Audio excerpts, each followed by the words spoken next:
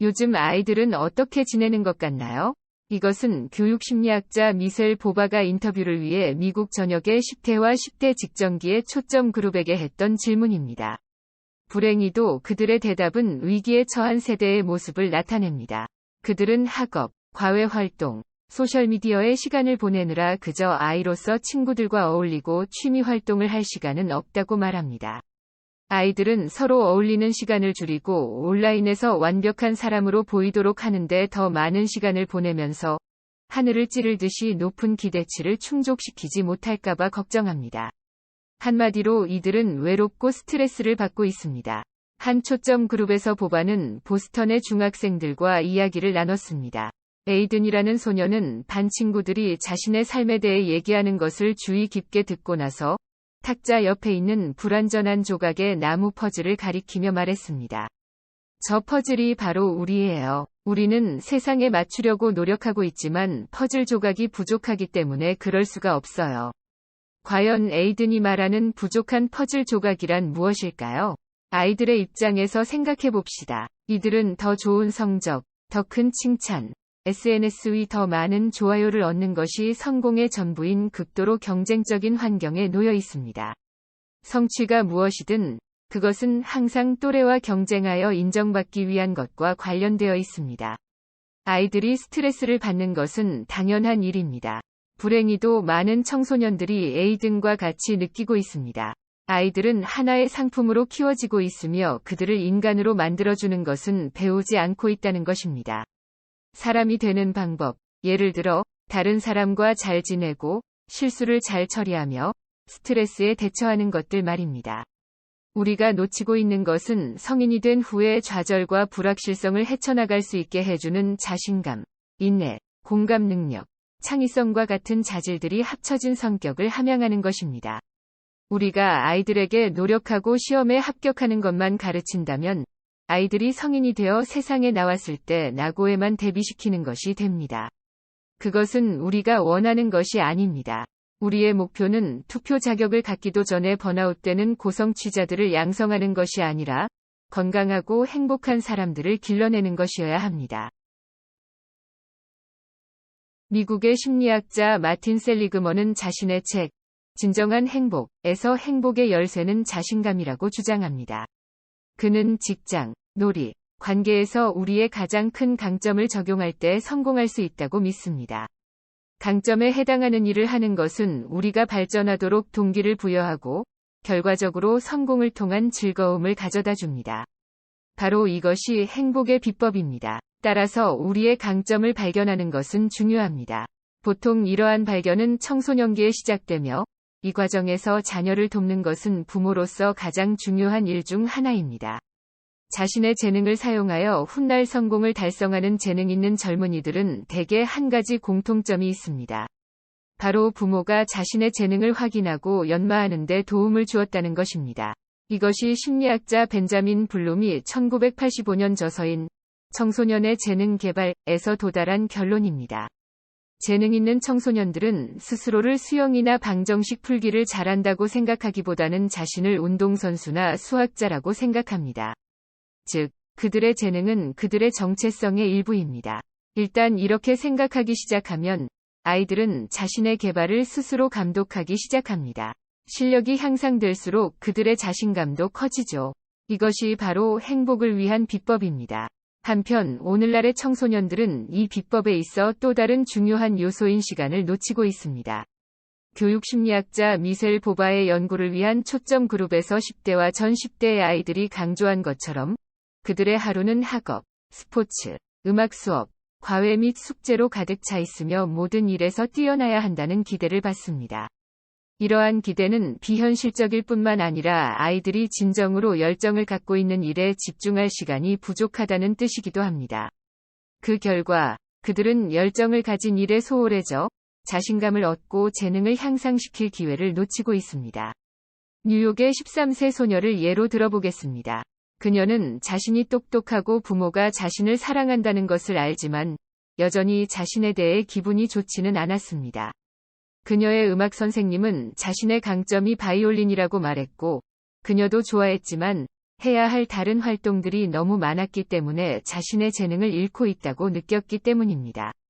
그녀는 자기 인생 최고의 날이 아버지가 다른 활동을 그만둬도 된다고 허락한 날이라고 했습니다. 자유롭게 음악에 더 시간을 쓸 수 있었기 때문이죠. 그녀는 자신이 사랑하는 일을 할 수 있기 때문에 매우 행복하다고 말했습니다. 이렇듯 아이들이 진정한 재능을 찾고 거기에 집중하도록 돕는 것은 아이들의 행복에 큰 영향을 줍니다. 자녀의 진정한 모습을 보는 것에 있어서 문제는 성적과 같은 전통적인 성취 지표를 부모가 지나치게 중요하다고 여긴다는 것입니다. 따라서 아이들에게 그들의 관심이나 재능 밖의 것에 집중하도록 강요하지 말아야 합니다. 이는 역효과를 가져옵니다. 그렇다면 강조점을 바꾸어야죠. 우리 아이들이 잘 자랄 수 있도록 도와주세요. 그러기 위해서는 그들이 진정한 강점을 개발하도록 도와야 합니다. 아이들의 진정한 강점은 그들이 갖기를 바라거나 우리 자신에게서 보기를 바라는 것이 아니라 그들이 실제로 가지고 있는 강점입니다. 모든 아이들에게는 핵심 자산이 있습니다. 이는 자신의 가치 및 정체성과 가장 밀접하게 일치하는 강점을 말합니다. 이러한 강점의 형태와 크기는 다양합니다. 예를 들어 친근감이나 다른 사람들과 잘 어울리는 것과 같은 성격적 특징이나 공감, 투지, 친절과 같은 성격적 특징 모두 핵심 자산입니다. 음악성, 스포츠 능력 및 창의성과 같은 재능 역시 핵심 자산입니다. 이러한 여러 강점을 인지하는 것이 중요합니다. 그러면 어떻게 이러한 강점을 알아볼 수 있을까요? 당신은 몇 가지 일반적인 지표를 찾을 수 있습니다. 우선 끈기를 알아보죠. 자녀가 어떤 일을 하기로 결심한 다음 그 일이 어려워도 인내한다면 끈기를 핵심 자산으로 가지고 있을 가능성이 큽니다. 자극 없이도 어떤 일을 하려는 의지를 말하는 열의나 긍정적 태도 역시 핵심 자산입니다. 만약 무언가에 대해 소유욕을 가지고 자신의 것이라고 하거나 그 일에 긍지와 자부심을 가지고 이야기한다면 아마도 그것이 핵심 자산일 것입니다. 강점에 대한 인지는 첫 번째 단계입니다. 다음으로 해야 할 일은 이렇게 인지한 핵심 자산을 강화하는 것입니다. 칭찬은 아이들이 자신의 재능을 인식하고 향상시키도록 노력하는 데 도움이 되기 때문에 관대하게 표현해 주는 것이 좋습니다. 자녀가 어떤 일을 했기 때문에 칭찬을 받는지 알 수 있도록 최대한 구체적으로 말해주세요. 너는 당황하지 않고 참을성 있게 항상 차례를 기다리는구나 라거나 연로한 이웃에게 어떠한 도움이 필요한지 물어보다니 너는 참 친절하구나 와 같은 말이 좋은 예입니다. 엿듣게 하는 칭찬을 사용할 수도 있습니다. 예를 들어 당신의 딸이 그린 그림을 보고 그 예술적 재능에 얼마나 감명받았는지 배우자에게 말하는 소리를 딸이 엿듣게 하는 겁니다. 당신이 인지한 자녀의 핵심 자산이 무엇이든 자녀가 스스로 알아차릴 때까지 계속해서 그 강점을 칭찬하도록 하세요. 그렇게 한다면 보세요. 저는 예술가예요. 이것이 당신이 자녀에게서 듣게 될 마법의 말입니다. 공감의 의미는 다른 사람의 고통을 느끼는 능력으로 축소되곤 하지만 사실은 그 이상의 의미가 있습니다. 공감에는 세 가지 독특한 요소가 있으며 다른 사람의 감정을 공유하는 것은 그 중 하나입니다. 그것을 정서적 공감이라고 합니다. 두 번째로 행동적 공감이 있습니다. 이는 공감적 관심에서 우러나오는 연민으로 행동하는 것입니다. 그리고 마지막으로 다른 사람들이 왜 또 어떻게 그러한 견해를 가지게 되었는지를 이해하는 인지적 공감이 있습니다. 이들 상호 연결된 요소로 이루어진 공감은 우리 아이들의 성공에 매우 중요합니다. 공감을 더 좋은 시험 점수와 비판적 사고의 발달과 연결시키는 교육학자들의 주장이 이를 뒷받침합니다. 하버드 비즈니스 리뷰의 논지 또한 공감 능력을 글로벌 취업 준비의 핵심 지표로 인지하고 있습니다. 문제는 바로 이 공감 능력이 쇠퇴하고 있다는 것입니다. 걱정스럽게도 젊은 미국인의 공감 능력을 분석한 수십 개의 연구 결과가 모두 비슷한 결론을 보여줍니다.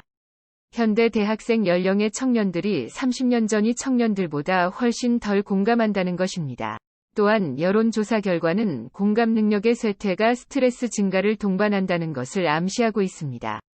코로나19 대유행 이전에도 대학생의 약 3분의 1은 불안을 자주 느낀다고 답했으며 8명 중 1명은 우울하다고 답했습니다. 무엇이 이러한 결과를 만들었을까요? 바로 경쟁입니다. 개인에게 큰 부담을 주는 어려운 학력 시험을 예로 들어보겠습니다.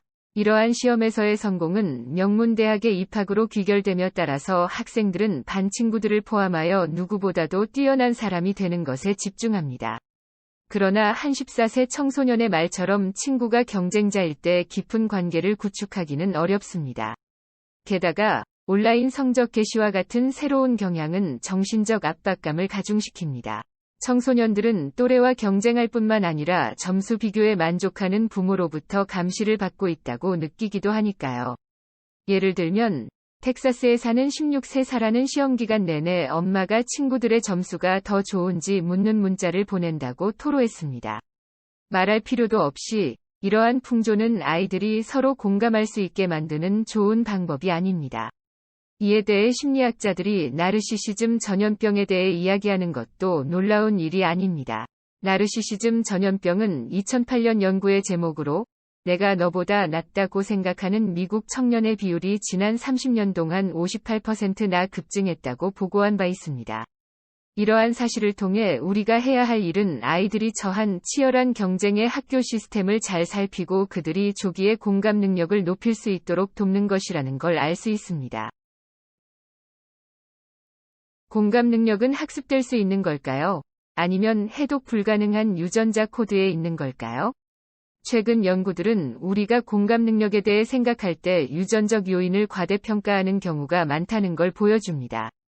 그러나 트랜슬레이셔널 사이카이어트리 저널에 발표된 2018년 논문에 따르면 사람들의 공감 능력 차이를 설명하는 요소의 단 10%만이 사전에 결정되어 있습니다. 그렇다면 나머지 90%는 무엇을 의미할까요? 사회심리학자 사라 콜라스는 공감 능력이 근육과 같다고 설명합니다. 사용할수록 더 강해진다는 것이죠. 관련 연구 결과들이 일관되게 보여주는 것은 50대 후반에서 60대 여성이 가장 공감 능력이 크다는 것입니다. 간단히 말하면 그들이 가장 많은 공감 연습을 해왔다는 의미입니다. 좋은 소식은 공감 능력은 가르칠 수 있다는 것입니다. 그리고 일찍 시작할수록 좋습니다. 이렇게 다른 사람의 눈을 통해 세상을 보는 것은 공유하고 있는 감정 언어를 배우는 것에서 시작됩니다. 일반적인 언어를 생각해 봅시다. 아이들은 서로의 말을 이해하려면 고양이를 고양이라고 부르고 집을 집이라고 불러야 한다는 것을 배웁니다. 감정도 마찬가지입니다. 공감은 일반적으로 의미가 있는 몸짓이나 자세, 표현을 이해하는 것입니다. 예를 들어, 찡그린 얼굴이 분노를 표현한다거나 미소가 행복을 상징한다는 것을 배우는 것이 공감 행동의 기초인 감정적 문해력을 익히는 첫 번째 단계입니다. 슬픈 사람을 포옹하며 위로하기 전에 그 감정을 올바르게 이해해야 하는 것입니다. 이를 위해서는 어릴 때부터 감정을 분류하고 토론하는 경험이 중요합니다. 아, 너는 지금 행복하구나. 라든지 기분이 좋지 않아 보이는구나 와 같은 명확하고 설명적인 문장을 사용하세요. 이와 더불어 당신이 어떻게 느끼는지 이야기하는 것도 잊지 말아야 합니다. 가령, 당신이 참을성이 없다면, 잠을 제대로 못 잤기 때문에 짜증이 난다고 설명하도록 하세요. 질문도 많이 해야 합니다. 가끔은 기분이 어때? 라고 묻는 정도로 충분합니다. 좀 더 복잡하고 자세하게 시도해 보고자 한다면 자녀에게 자신이 느끼는 불안 정도를 1에서 10까지의 척도로 평가하도록 해보는 것도 좋습니다. 감정에 대한 기본 사항에 익숙해지면 아이들에게 다른 사람들이 어떻게 느낄지에 대해 이야기하게 해보세요. 심리학 교수인 노마 페시바흐는 다양한 등장인물의 관점에서 이야기를 재구성한다거나 반 친구의 관점에서 상황을 연기하거나 또는 또래가 선물로 무엇을 원하는지 추측해보기와 같은 기술을 기르는 것을 권장합니다. 페시바흐가 언급했듯이 이러한 연습은 공감의 사고적 측면을 강화하여 어린이가 다른 사람의 관점을 인식하고 연결시키도록 해줍니다. 당신의 딸이 공룡에 대한 새로운 사실을 발견합니다. 당신의 아들은 박물관을 방문한 뒤 항공기의 역사에 매료되어 집으로 돌아옵니다. 그리고 그들은 더 알고 싶어 합니다. 이것이 호기심, 즉 새로운 것을 탐구하려는 인식, 추구, 그리고 욕망입니다. 심리학자와 교육학자들은 오랫동안 호기심에 관심을 가져왔습니다. 호기심은 학습 결과에 있어 지능만큼이나 중요하기 때문입니다. 호기심은 중요한 개인의 강점입니다. 그러나 불행히도 우리가 아이들을 실망시키게 되는 영역이기도 합니다. 유아는 창의성의 천재입니다. 2살 배기에게 나무 그릇과 플라스틱 숟가락을 건네주면 아이는 음악가가 됩니다. 아이에게 분필과 종이를 주면 예술가가 됩니다. 아이들은 아니오라거나 할 수 없어요와 같은 말을 모릅니다. 그들의 마음은 경이로움과 탐구하고 실험하려는 열망으로 가득 차 있지요. 피카소가 말했듯이 모든 어린이는 예술가입니다. 하지만 아쉽게도 아이들은 느리지만 확실히 자연스러운 호기심을 잃습니다. 따라서 아이가 자라면서 계속 예술가로 남아있기는 쉽지 않습니다. 실제로 넓은 시각에서 아이들을 두루 관찰해보면 그 도전은 꽤 어려워 보입니다. 미국의 과학자 조지 랜드와 나사 연구팀은 1960년대 중반에서 1990년대 중반 사이에 출생한 1600명의 어린이를 31세까지 추적하고 정기적으로 그들의 창의성을 분석했습니다. 연구 대상 아이들이 5세였을 때 98%가 창의력에서 천재 수준의 점수를 받았습니다. 10세가 되자 이 아이들 중 30%만이 같은 수준의 점수를 받았습니다. 31세가 되었을 때 그 수치는 겨우 2%로 떨어졌습니다. 다시 말해, 거의 모든 아이들이 창의성의 원동력인 호기심을 잃게 된 것입니다. 이렇게 호기심을 점차 잃어버리는 원인은 무엇일까요? 우선 아이들이 커갈수록 표준화된 시험을 통과하는 것이 더 중요해집니다. 따라서 위험하고 불확실하며 개방형 실험을 위한 시간은 점점 줄어듭니다. 이렇게 되면서 아이들은 본질적으로 흥미롭고 만족스럽기 때문에 하는 일, 즉 내적 보상보다는 우등상이나 궁극적으로는 대학 진학과 같은 외적 보상에 중점을 두게 되지요. 심리학자 알피콘이 언급했듯이 외적 보상은 사람들에게 동기를 부여합니다. 문제는 그러한 동기가 호기심이나 창의성과는 거의 관련이 없는 단순히 보상을 수집하기 위한 것이라는 점입니다. 결국 호기심은 서서히 줄어듭니다. 성적은 중요한 것이기 때문에 자녀가 학교 시험에 통과하는 일을 해내야 한다는 사실은 피할 수 없습니다. 그것이 그다지 창의적이지는 않지만 말입니다. 그러나 학교 시험을 위한 공부는 자녀의 타고난 호기심을 충족시키기는 어려울 것이므로 실험과 창의성을 위한 내용을 접하도록 해주는 것은 매우 중요합니다. 비행기를 이륙시킨 최초의 사람으로 역사에 남은 라이트 형제의 이야기를 아시나요? 그들은 어떻게 획기적인 발명품을 만들게 되었을까요? 형제 중 한 명인 오빌의 기억에 따르면 그들이 가졌던 가장 큰 장점은 지적 호기심을 자극하는 격려를 많이 해주는 가정에서 자랐다는 것이었습니다. 그렇다면 아이들의 호기심은 어떻게 자극할 수 있을까요? 캘리포니아에서 온 7살 조니는 자신이 가장 좋아하는 실험에 대해 이야기했습니다. 건포도를 탄산수에 넣으면 춤을 추고 수돗물에 넣으면 춤을 추지 않았습니다. 그는 건포도가 왜 그렇게 되는지 알아내는 것을 좋아했습니다. 그리고 미주리에서 온 11세의 지아나는 멸종위기에 처한 동물과 같이 자신이 좋아하는 주제에 대한 웹사이트를 디자인하는 것 외에는 어떤 활동도 좋아하지 않았습니다. 오빌, 조니, 지아나는 모두 같은 것에 대해 이야기하고 있습니다. 바로 능동적이고 자기 주도적인 경험을 장려하는 개방형 활동입니다. 이것이 당신이 아이들에게 집에서 할 수 있게 해줄 수 있는 것입니다. 이러한 활동을 할 수 있도록 하는 몇 가지 아이디어가 있습니다. 먼저, 개방형 게임이나 장난감, 도구를 사용하세요.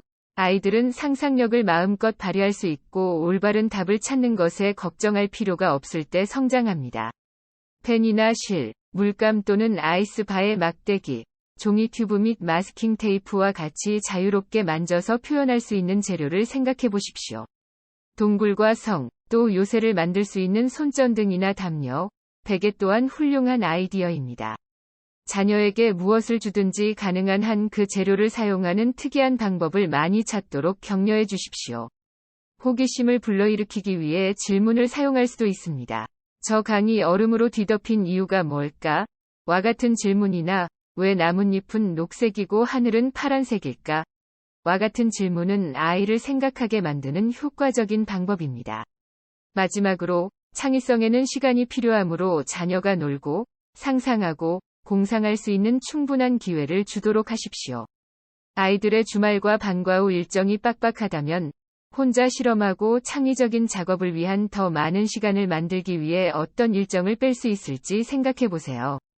그러면 당신은 자녀가 단순히 애쓰기보다는 더 큰 자신감, 공감 능력, 창의성을 개발하고 성장하도록 돕는 자신만의 비법을 갖게 될 것입니다.